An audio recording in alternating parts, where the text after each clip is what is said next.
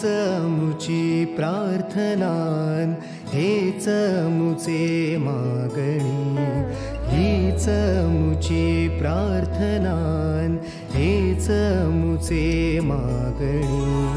माणसाने माणसाशी माणसा सम वागणे,